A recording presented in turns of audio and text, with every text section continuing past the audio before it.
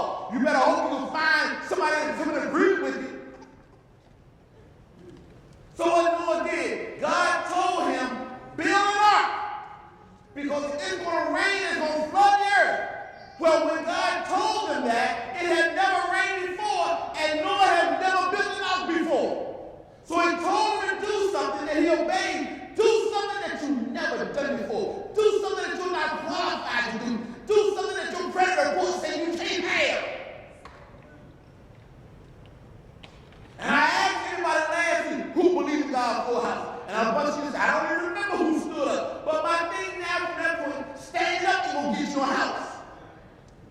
What's going to get you a house is walking by faith. So that means I got to start taking steps towards me saying I believe what I believe I receive. If I believe I receive a house, Pastor who's a real estate agent. In spite of what my credit like. In spite of how much money I make. See, because if I'm looking at those other things, how much money I make, and my credit report, those are the circumstances. I'm not walking by that. I'm walking by faith. Not by sight. Oh, this way. So what else? So now, when Noah built this ark, everybody was laughing at him because he was building something for another day, but he was building on a day when everybody else was cooking out picnic. So in other words, that lets me know if you want to survive during the flood, you have to be working with everybody else playing.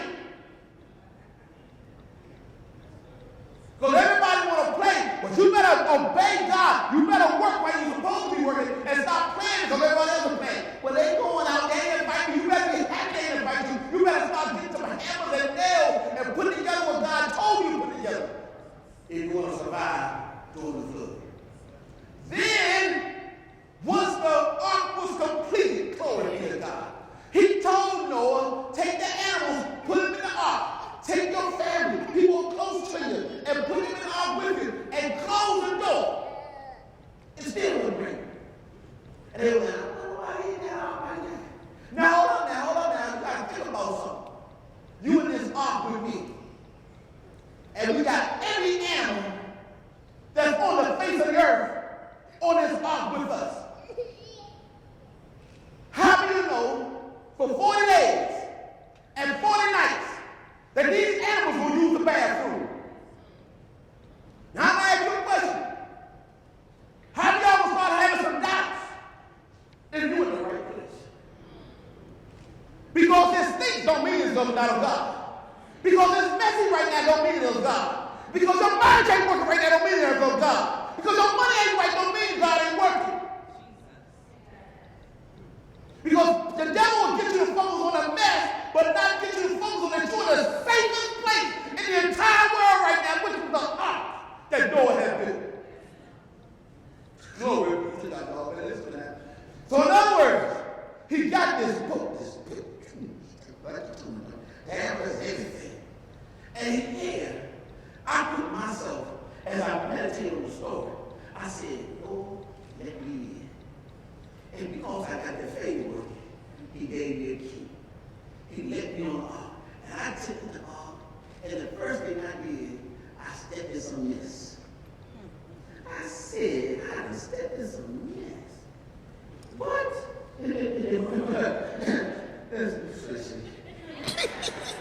Stepped in some mess. What? I was still in the safest place in the entire world. How do I know you can come to church and step in some mess? But you're still in the safest place in the whole wide world. Well, folks don't know when you come to church, you got mess in church, but you still in the safest place in the whole wide world. You gotta stop. I'm stepping some mess, my shoes, I'm getting off the ark. You won't die if you get off too.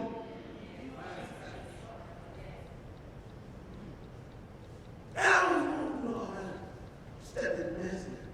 I'm looking around how messy it is in there, and how sticky it is in there, how noisy it is in there, and I can almost hear some of his family members talking. I don't know why I'm on this ark with no, it ain't never rained before. You gotta shut up in this place. What? They had to know something about Noah. That's why God gave us his resume prior to him building his ark. He is a just man, a noble man, a man that had favor with God, a man who has a relationship with God. So if this man has a relationship with God said, build this and get in, I don't care what kind of mess we're going through right now. I'm going to get in and I'm going to stay in. It smells so bad, I want to get out, but I can't get out because I know if this man said it, something's about to happen. And then it's going to rain. And when it started to rain, what happened was people began to knock on the door of the ark to let them in. But Noah had instructions from God. Once the door is closed, don't let nobody else in. You know why he gave them those instructions? Because some of the same ones, if you would have let them in the ark before it rained, it would have been your ark drilling holes in the ark. And you want to know why your ark's sinking? It's because you let folk in there who wasn't supposed to get it. And instead of us getting out, you wrote, they drilling holes in the ark, looking for a way out the ark, not the ark. I'm making this door. I can't stand this smell no more. And they would tear up what God told you to do. That's why you can't let everybody into what God has told you to do. So Noah survived the ark, survived the flood, because he built something at a time that everybody else was playing. He obeyed God in spite of what it looked like. You told me to build this, but it ain't real. But he obeyed him and did it anyway. And not only did he survive, everybody that believed his message also survived. I'm just trying to teach you how to survive during the flood of life. So the first thing we got to do is obey God, right? Look, and obey him right now. And start building with him. Right now. Don't try to build when it starts storming. Build right now. What would build up, Pastor? Build your credit up. Build your character. Build yourself up praying the Holy Ghost. You got to start building that, because if you don't build yourself up praying the Holy Ghost, what's maybe facing you Monday, somebody may be coming to flood you with some curse words, and if you ain't built up, you ain't going to be able to allow your soft answer to turn away right. I got to build myself up, man. I don't know what's facing me in the future, but I got to build now while I ain't no storm. That's why when the storms come and hit, guess what? I'm able to stand back, put it in the face, and I be trying to get some insight to find out what in the world is going on here. I mean, all the stuff we have been through these last 30 days, I'm like, oh, we in a storm right now. But thank God, I'm anchored to the chief cornerstone, which is Jesus Christ. So no matter what comes, no matter how the wind, the wave, the light, guess what? I'm founded. I'm anchored to the sure foundation, which is Jesus Christ. Are you listening to church? As a believer, we are not in a position where we will be exempt from storms. I told the Lord, God, I thought the way before this would prosper. I thought you would stop the storm. He said, no. I just want to make sure the storm wasn't going to stop you. You built for this. You can handle this. I don't listen. You are an ark. And you can survive 40 days and 40 nights of any flood. I'm talking to you now, church. You know what I'm saying? Whatever you're going through, you built for. If you wasn't built for it, God would not have allowed it to come into your life. There is no temptation, test or trial that's not common man, that God will not allow to come to your path if you are able to handle it. Whatever's in your life right now, you can handle it. This ark can handle this storm. No, you can handle this assignment. You can build this thing. I'm not qualified. I ain't been in no carpentry school, God. Shut up. I'm going to teach you how to do it.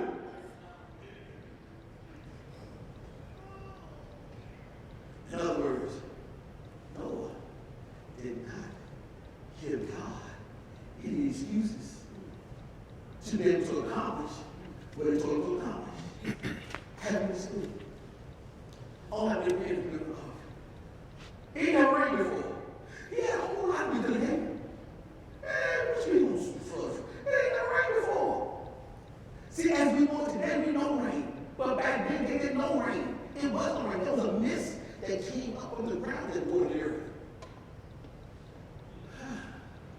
But Noah did not give God the excuses. So if you want to survive on this flood, you can't give God no excuses. So you not obeying God. I can't give excuse.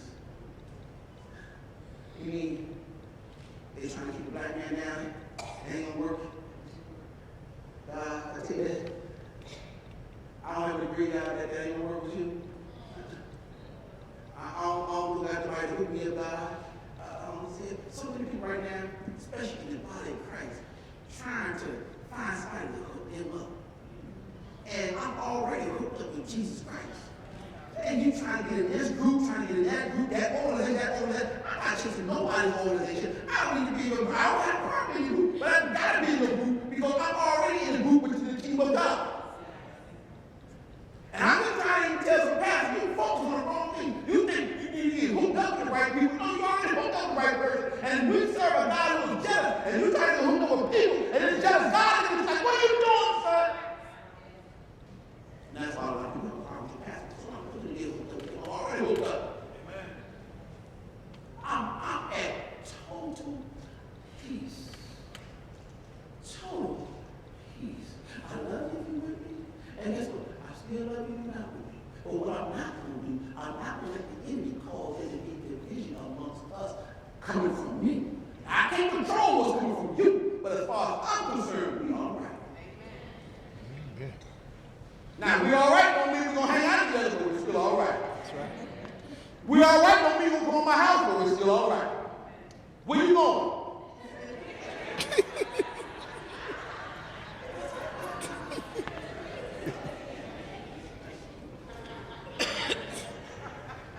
I gotta do some research again. See, walk around, man, like a little kid. Like a little kid. My little kid walking around. You see, he said, "Watch my walking." You got a Bible, I ain't gonna walk. Just mean this. You just gonna shame all the chains and put you right here. You know what she gonna say? That Timothy means special. And when I get home, I'm sorry, my mom like that. And my mom gonna say, why you didn't get one like that? She was getting with a towel. I'm here all, man. I'm saying, I go put my home. Sometimes I go over the roof and sit. If you know the scripture, you know exactly what I'm talking about. I just sit there, raining on, snowing outside, sitting on the roof. Very real, man. Y'all might sit on the roof. You gotta have y'all. Don't let that happen. Tell me what we really do have a habit. We have a great marriage. That's why we're able to laugh. That's why we're able to talk. I know how far to go and how far not to go. I mean, like Brother James said, if you pass on that trash, watch him go home. If you moving and all that stuff, watch him home. But not just go right there, you playing, I'm telling you, there's no impact. All that trash, but I be bring home, doing dishes. In the back thing, see that mop, all that. I do all that stuff. Washing clothes, all that stuff. When you do that? Don't for him, boo. Don't do that. Don't do that. Can I clap back there? Can I clap Don't back clap. No, that's a bad arm. Come on, hurt.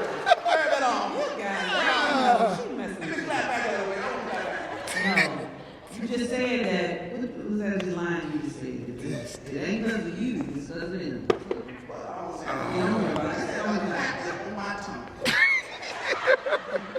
Swallow that clap. No clapping back. Yes. We can't clap back. I'm serious now. Even when people say stuff, we can't clap back. Folks want you to clap back. They want you to say something. They want to, don't take the bait. That's the enemy. Yeah, it's the enemy. Don't take the bait. Yeah. Because if you can't handle the persecution on this level, God will push you to the next level. Because with every new level, there are new devils. So God, what he's trying to do is, he's trying to let you see, are you ready to be promoted to the next level? So now, if I'm clapping back at this level, you know what I mean, fight with folks supposed to be to this level, come on, man, how many of y'all know you can't go to the next level? The higher you go up, there's more or less there's not as many targets as you go up in life. So therefore, as the Father God elevates you, you become more of a target to the enemy. And so if you continue elevating, guess what? You're going to be targeted like, I don't know, whatever hit you on social media. They may even get you in the news. They may even get you on television. I mean, we got talk on TV. We have been talked about on every form possible. But guess what? I'm still standing. still holding on to what I believe. See, I get you a song. Still motivated, fully persuaded. I'm still standing. You don't understand how powerful praise is. Praise will cause you not to cuss somebody out, man. You don't understand? Praise has got to stop you from murdering people, man. When the dog won't come out and kill them, I got to throw my arm to kill you too. I said that at the conference. I said, y'all should be glad. Now I'm saying this about me, but people should be saying it about you too. That I do worship God. Because if I didn't, I don't know who I would be. You wasn't me. You was on another level. You wasn't me. You cursing people out. I'm killing folk, man. I'm going to pay people $5 to take you out. You come on with those thoughts. I ran with the devil for 20-some years. Talk me some stuff. Diddy.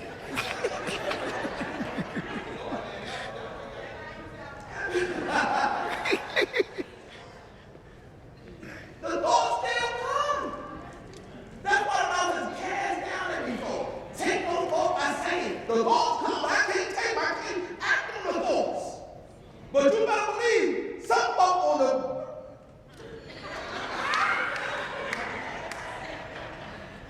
but I have trained myself to hear those thoughts and stand flat-footed as calm and smooth as a cucumber, and you'll never know that I'm about ready to kill you. I be silent.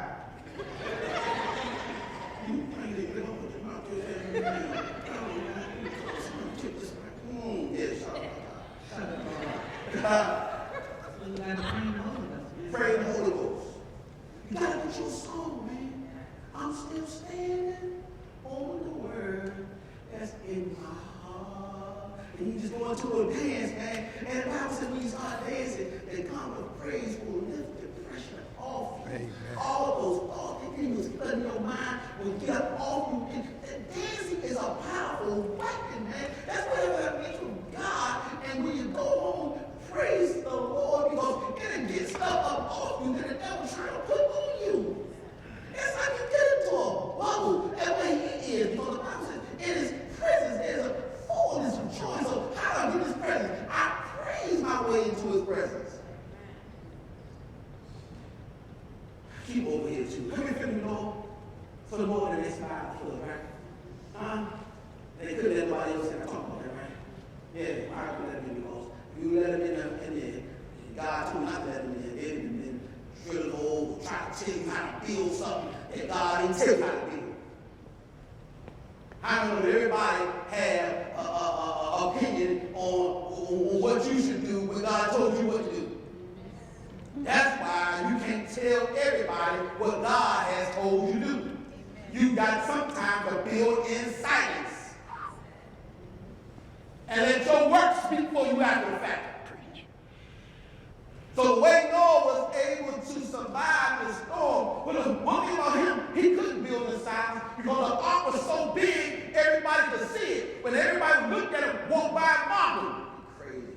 You still going on there building off? Look, you know what? You still going over there? I can't believe you still going over there. Oh, that's amazing. You still over there? All that mess going over there? Yes. I gave you some mess, but it's a six word.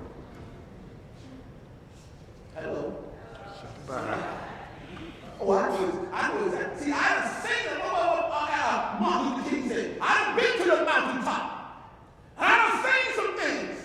And I'm coming back to tell you, ladies and gentlemen, we're going to be all right. Ain't that a song, Diamond? How it go? We gonna be all right. That's all I say. Oh, it's ratchet. Yes, sir.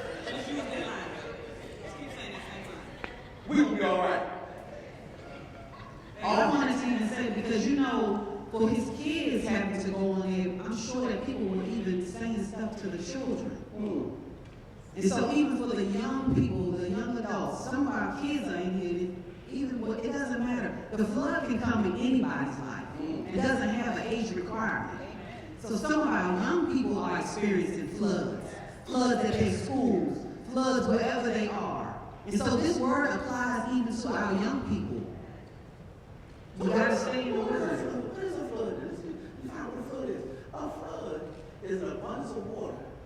in a place that it don't belong. That's what a flood is.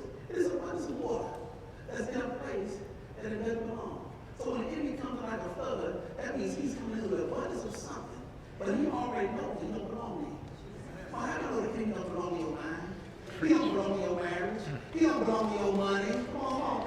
He don't belong to your kids. He don't belong to your body. He don't belong. He already knows he don't belong there. That's why the Bible says when he comes like a flood, because God wants us to know he used these metaphors for a reason. He didn't say he came in like a rushing mighty river. No, rushing mighty river is something that's power that moves up. He said he came in like a flood. Flood, your basement flooded. Your water don't belong to your basement. But water belongs to your house, but not your basement on the floor.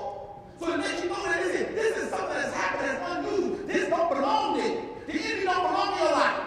So when he comes in like a flood, the Bible says that one, here's a promise of believer that the Lord will lift up a standard against him. Now what we found out last week was his standard is his word. And his standard must now become our standard. If our standard don't become his standard, you will drown in the flood. What is his standard? His standard is, now I'm going to talk about this first this week. I know I was talking about holiness and all that last week, but his standard is excellence.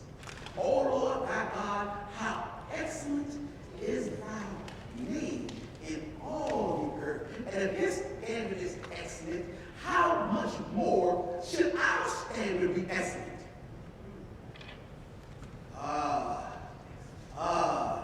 I said, how much more should our standard be what? Excellent. You see, you are addressed by the way you dress, whether you like it or not. The Bible says God looked at the heart of man but the outside. He said a lot of people take that the wrong way. God knows my heart. No, God's trying to let you know. Listen, in order for you to get to certain doors, you got to dress the outside of. Yeah, I see your heart, but that man will look at the outside. And your outside is supposed to keep you outside sometimes. So our appearance, you are addressed by the way you dress.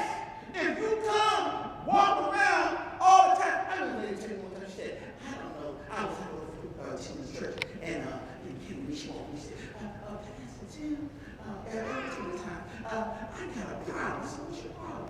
She said, it's just the men in my life. I said, what's going on? She said, I mean, everywhere I go, they just always after me. I'm like, I go to Monday after all the time. Even here in this church, and they just all the men always walking after me and everything. I was standing there talking, I said, oh yeah? And look at how she dressed. And she said, I don't know what to do. And I said, well, I'm going to ask you one question. Do you want me to tell you the truth first of all? And if you want me to tell you the truth, I'm going to tell you the truth. And it wasn't a DC version back then, but I gave her the DC version. And she said, yeah, I want you to tell me the truth because I just don't even know what to do. I don't know what to do. I said, let me tell you something. If I didn't have the word of God in my heart to tell me to abstain, I would be after you too.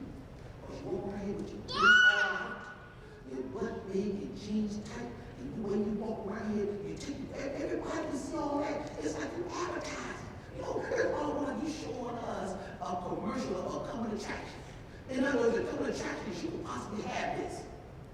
And that's what I see when I look at you. Sure, she wasn't expecting that answer. You want to tell that the following week. The following week, on Thursday, that Sunday, her girlfriend came to me and said, my girlfriend, who you spoke to the other night, everybody had she afraid to come tell you, thank you, but she was messed up by what you said, but you were the first one that ever stood up here and told her, right. And she's changing how she dressed. As a result of somebody telling her the truth. How many times the truth to her? But how many what you gotta be speaking the truth, the Bible says, in love. See, you can know the truth, but don't speak in love, you will damage people. That's why it's so wise enough to know how to speak the truth. Paul said, in love. Sometimes you make this out with baby. Big is the truth. Sweetheart, big is the truth. But it must be spoken in love. One thing I don't do, I don't police how people dress. I don't even police what's even on people's social media page. Just wrong, but all I was saying is I'm going to make sure if Jesus was following me on my page, that he'll approve everything I post. I gotta have a check in my spirit. Because why? I'm a believer. And whatever I do, people will follow me. Where we at now? Where we at? What we talking about? Did you finish anything yet? We never finished the entire scripture. Go ahead. He shall come in like a flood. Go ahead. The Spirit of the Lord shall lift up the standard again. You was talking about excellence. So you consider Oh, I was talking about his standard. His standard is excellence. His standard is holiness. His standard is righteousness. That's his standard. His standard is his word. So when he says you lift up the standard, it's basically all we got to do. His standard become our standard. Whatever his word says, this is what's going to cause me to be able to survive during the flood. So when the enemy starts flooding the world with HIV, because I am at his standard, which is holiness, guess what? HIV ain't going to touch me. Why? Because I ain't out there participating in the flood of HIV.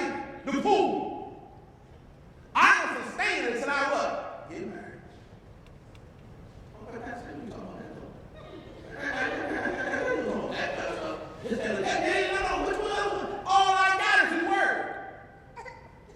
So therefore, when financial calamity comes upon the world, because I've been tithing, I'm going to be sustained during the calamity. This thing about tithing, no natural mind can't comprehend this stuff. But I'm going to tell you this, it works, y'all. I'm talking about doors open for you that no man could shut. I mean, God, he will put you, he will be preferred above folk who are more educated than you are, who has more tenure on the job. He will cause you to skip some stuff. How many of us leap year? How many of it's time for y'all to leap over some stuff that's been blocking you? You follow that? I mean, I know that we're not in this year of supernatural harvest for no reason at all. You're going to leap right into your supernatural harvest. But in order for there to be a supernatural harvest, you got to first plant some seeds. If you ain't sowing those seeds, you can't expect no harvest. It don't work like that. As much as you want a harvest, as much as you desire a harvest, it can't come to pass unless you first sow seed. in the natural, it doesn't even work. The only way you can get a harvest, you must plant seed. If a farmer wants oranges, he must plant seed. Orange seed, you know what it is? Oh, okay, I know what else kind of seed. You better be specific what you plant. All right, what? Did you finish the scripture yet? Yes, sir. Read it. Oh, that's 21. 20 and 21. All right, we're going to pick up at verse 20. And the Redeemer shall come to Zion. What do you want, bud? And unto them that turn from transgression in Jacob, saith the Lord. As for me, this is my covenant with them, saith the Lord. My spirit that is upon thee, and my words which I have put in thy mouth, shall not depart out of thy mouth. Yeah, it is. His word, his spirit, coming out of your mouth. Oh my God. That is a mathematical equation for me. His word plus his spirit, and that word coming out of your mouth. I can't put my finger on it, ladies and gentlemen. I can't explain it, but all I can tell you that when you, the believer, speak the word of God out of your mouth, something happens. The first thing I know, based upon the scripture, what happens is that the angels hearken to the spoken word. They spoke, they hearken and respond to your word. So when you speak the word out of your mouth, the angels move on your behalf to do whatever you just say. So if you speak the word of God out of your mouth, says, I'm young, I'm old, I've never seen the righteous forsaken, nor the children begging bread. Angels are dispatched to make sure that you won't be forsaken and that your children will never beg bread. I don't care. Look, when you speak, I mean, I got my kids set up 20 and 30 years down the road, not because I got some money in the bank, it's because of the word I spoke out of my mouth. I don't care what you're doing right now. I'm walking by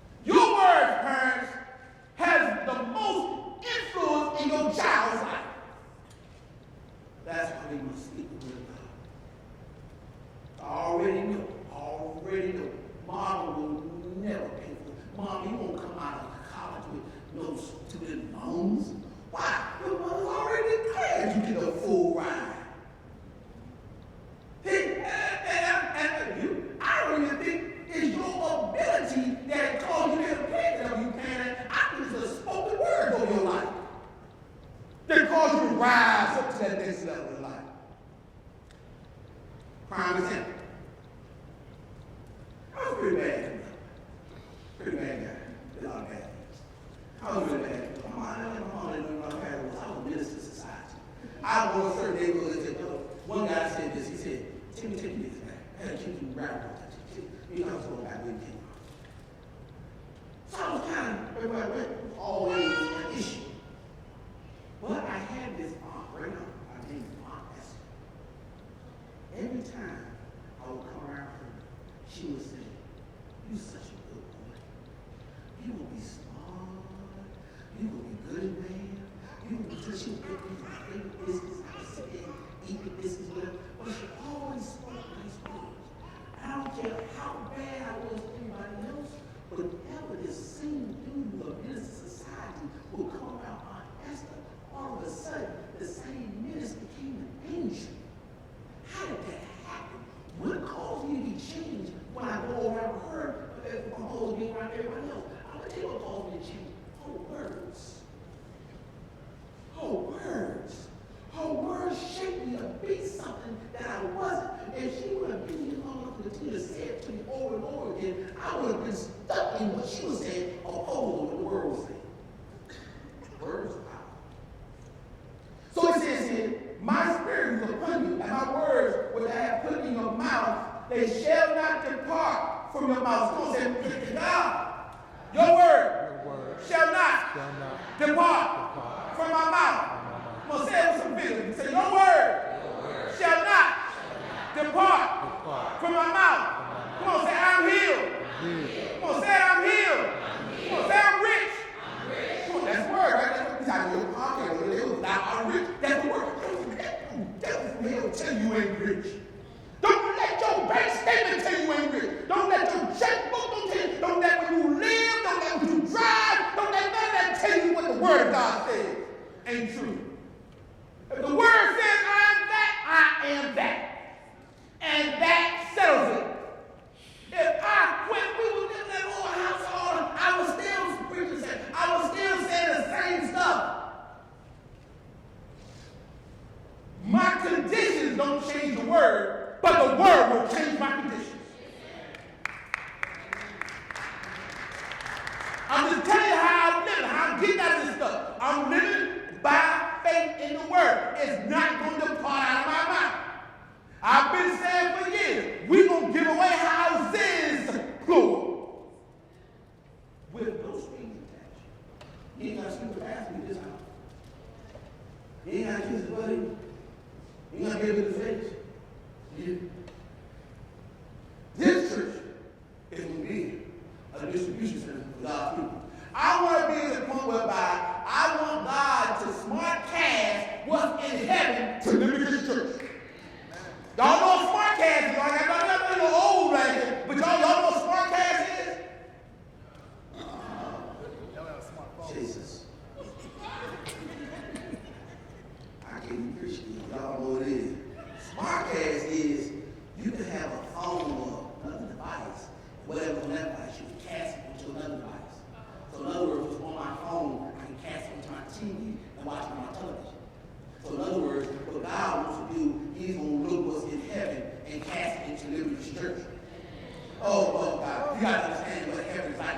It's just made of gold.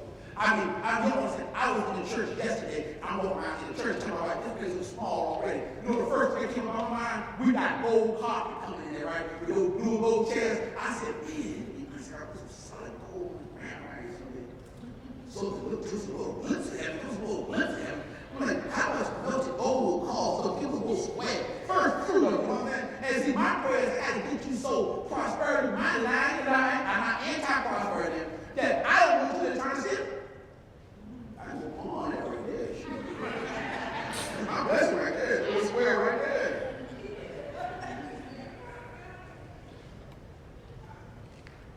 It says his word shall not depart out of my mouth.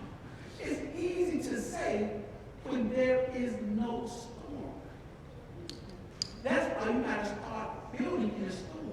We're building before the storm. What do you mean building?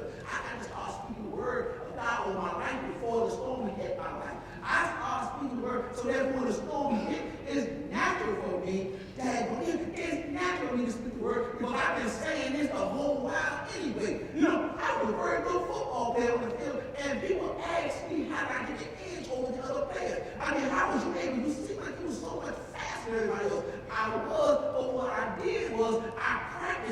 played. So in other words, when game time came, and everybody else was shouting around, whether they're going to practice, but I practiced at the same speed that I played in. So when game time came, it was normal for me to catch the break of my arm. Whenever I say react, I'm gone. So in other words, I've been building while you was playing in practice. But it says the word shall not depart out of my mouth, but your eyes may see something different than the word. And the devil's job now is to try to get you to say what you see opposed to say what's in the word. And that's what's going to divide between the baby Christians and the mature Christians. That's what you, right then and there, we want to see who's mature and who's a baby. How you going to tell the baby? Babies whine and cry. Why? Ain't nobody calling me. Ain't nobody checking on me. They think I'm going through something. They know from basket. They go past that.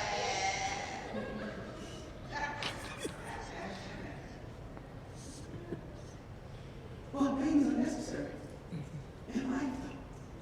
I don't know if someone else is funny, but babies are necessary. But all I want you to identify where you at. So therefore, if you see a baby crying, it ain't your job as a mature Christian to go and agree with the baby. You right, he need to call. He need to come home. I can't go on, y'all. It's your job now to step and say, baby, listen here. God is our Father. He teaches us how to go to God by ourselves. That's when you're mature. The Bible says, you who are spiritual, go and restore those who are weak. And that's what I'm looking for. See, people say I'm mature, they all know that. I don't pay what they say no attention. I'm looking for the scripture manifest in your life. I'm looking for how many weak people are you restoring. That's how I know you're mature now. God, here we go. This word will give you some insight. It says here, I'll put my spirit in your mouth, and shall not depart your mouth. And nor from the mouth of your womb, and then your kids, and then you don't think your kids know the word, but the temperature is straight. When it's convenient for them, it go right back in your face. All my parents kind of did amen. You don't think the little rascals listen, but as soon as it's convenient for them, what the Lord said. They toss it right back. You don't please around holiday season, birthday, you tell me you ain't got something, but oh my God, it's so proud of me. According to his religion, Lord, not according to how much religion. Shit, buy me that and believe God. Pay the rest of it.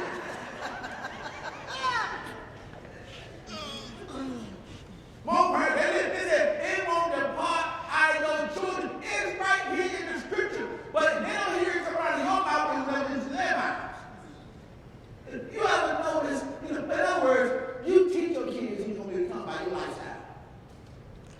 It's all like you can raise up a liar by teaching them to tell folk that you're not home when the phone call comes, but you're home. So when you grow up now and lie to a spouse, you talk.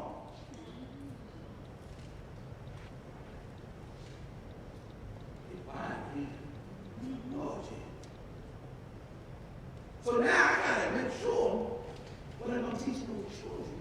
That's like being in church. That's why I gotta be an example. Now I took all along, especially when it comes to marriage, the covenant of marriage, man. That's why I'm gonna tell you, if you notice, if you look at anything I do, you always see us together. I'm telling you, yesterday, before that, 10 years ago, you always see us together. Because I got to be an example to people on how to do. I may not ever know who's watching you. That's why I pulled her. Like that. Lifted, I'm standing. Cast down, and I'm sitting. I love you. Ease up. Go over to Job. What time is it about that? 40. Lord Jesus. There you go again. Chapter 40. Tell us a few things about Job, baby. A few things about Job chapter So you Bible. You don't want to pay you for. Lord Jesus. Whoever bought that Bible this time, get a time little indention right here. So you don't have to see the books of the Bible. She goes to take the conscience. Where's Job at? Job, what chapter, sir? Oh, you said chapter 1. Before I married. I'm a part of the world telling stories. I know. So if you don't I'm have blessed and highly and you don't like what you got, it was your level of intelligence that shows me how you know. Put the tap back in the pulpit. I think you told me on that back. We like this at home too. And you heard out there too. Y'all, I can record us in the household. Like, what you mama, watch your mama. We be going for it. I just heard out. People laughing at me together. Watch TV. My mother, she be intervening like that. You know, say, Mom, I see you home. See you home? My wife, I got a train that I want. I break them. My wife, I like it just like I like it. Put my socks on, shoes on, tie my shoes, all that stuff. You ain't saying thank you. Don't you worry about me saying thank you. She used to this. Shoot. Man. So what would you say about me? He just what? Oh, this boy. God did. You did. Praise God. Hey, look. What would I say to the young girl came to my house the other day? You tell The me. young girl came to my house, right? It was the first time we met. And I told her, I said, you about to trade my whole idea for a new mom. I want you. And I said, because, you know, she old, I ain't just carrying all the stuff when she rubbed the pads on my feet, put the socks and shoes and stuff on, and give me medicine. She don't give medicine on time, stuff like that. Young girl said, that sounds like a job. How much you paying? I think young girl said, I don't want you either. I'm going to keep this one right here. I'm going to see the I got to pay her, man. Oh, that's how we have fun. We have fun. My wife and I do fun. Job chapter 1. Chapter 1. Yeah. There was a man in the land of Uz. Stop. Right here. The man in the land of Uz. Whenever you read the Bible, it's okay to ask God a question. So now we start this book of Job. There was a man in the land of Uz. So the first question is, why in the world, God, do you want us to know where you're from?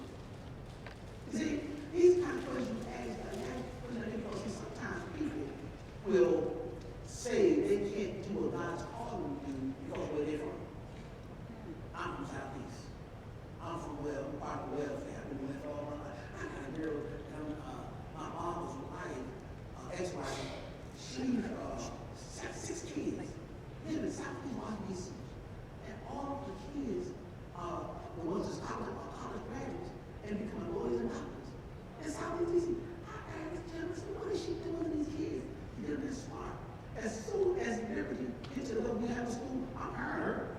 Whatever you talk to kids, their environment didn't affect them. I don't know what you put in your household.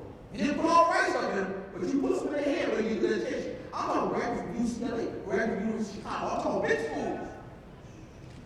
Out of Southeast Washington.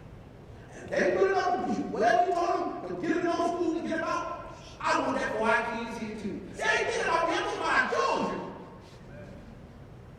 So if the man is from us, so no matter where you're from, no matter your background, anything like that, this dude is from us. What's about this place called us? Us was a place whereby they didn't have no defense for nothing in us. I mean, if you wanted to come beat them up, they didn't have no walls to protect the city and nothing. You just come there and beat it and took everything from them they wanted to take from them. Yeah, us was a place that was right next to the desert, so you had to sneak down to the other land to feed your cows and sheep and all that stuff, your oxen and all that stuff. Us was a terrible place. But all when you are in a terrible place don't mean that other place gotta be in you. Y'all ever been in a place where that place was in you? About how can you can be in the projects, essence can be in the projects. You know, I may be in the projects, but that's what you will see my screen go keep out. Father, you will see my DNA every day. You follow what I'm saying? You're not going to see food on my countertop. You follow what I'm saying? Why? What's essence in me? What's my environment in me? The word of God is in me, which is excellence. Are you hearing me? Matter of fact, we want to have a Trump check today at church. Well, it's too cold outside. We'll check when the weather breaks. You need Trump check. We want to check the Trump because you are defined by the uncivilized areas of your life. You can put on nice clothes and look excellent, but you are defined by the other areas that people can't see, like the trunk of a car, like the closet, the bathroom sink.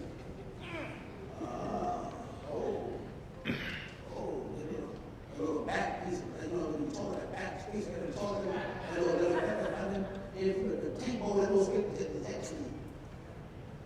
When you do your dishes, do you wipe off the countertop? I know the dishes now, but the countertop dry. Excellent. See, because that's what God will require. And I got to start preaching what excellent is church, because as God grows to other levels, we want to start attracting excellent people. And excellent folk ain't going to stay in a place that ain't excellent. All right, therefore we got to be excellent. What else it says all here? From us, whose name was Job, and that man was perfect and upright. Oh, scratch your own name. Put your name there. Say, come on. Say, Reggie was what? Was perfect and upright.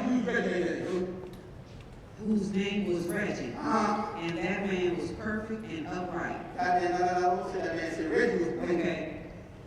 Whose name was Reggie, and Reggie was perfect and upright. And Reggie feared God and hated evil. Come on, talk about Reggie. So say it again. This is how you read the Bible, y'all. You follow me? Read it. Come on there. There was a man in the land of DC. Whose name was Reggie. Say Applejack this time. Okay. That's my man. That's your name. There was a man in the land of DC whose name was Reggie. What about Reggie? And Reggie was perfect and upright. Reggie feared God and hated evil. None of this is right. God may say that about you, but don't mean your neighbor will say this about you. Doesn't mean the people in your past will say this about you. Because the people in your past know your past. What old Minister James say? But that's why the rearview mirror is smaller than the windshield, because we ain't looking at our past, we're going forward. So therefore, stop looking in the rearview mirror. Don't even look at the side mirrors. I'm looking straight ahead. I'm moving forward. God will say some things about you, and the devil will bring you to your past and say something contrary, because the devil trying to use them to get you to turn back. I ain't going back. He delivered me from that. I can't go back to that. Back then I had a lot of stuff, but I didn't have no peace. And at the age I'm at right now, the valuable thing right now is peace of mind. I'm telling you, you can have the biggest house you want, rich dog. I give you a peace of mind and a healed body. Come on, man. Look, I'm telling you right now. Look, I can live one of y'all. Just give me a peace of mind and a healed body. Just give me a little toy out. Just give me a peace of mind. And I don't want to fight no more, baby. Come on, man. I'm 54 now. I ain't got time to be fighting with you, fussing with you about stuff from the past. When are we going to let the past go? How are we going to move forward? You keep on bringing up the past all the time. And yes, I did it. Yes, it happened. Yes, I spent all the money. Yes, we lost the house. Yes, we lost the car. But let that go. We're trying to build together our future. But if you keep bringing up the past, how are we going to build the future? You folks on this, I'm trying to go this way. And turn around. So if I'm trying to go forward, I'm going forward, and she's trying to go backwards, and she's talking about the past. Then you walk that way to the past, I'm going to the future. Look what's going to happen to us. We're going to grow farther apart, and we'll end up in the divorce court. Come on back in here, man. Come on, that's your surgery. You see that? She's talking about the past. I'm talking about the future. And we keep on going. And all she had to do was turn around and say, baby, I forgive you. Let's go forward together. And watch how fast we get to our destination. We will end right here, so I'll pray. This is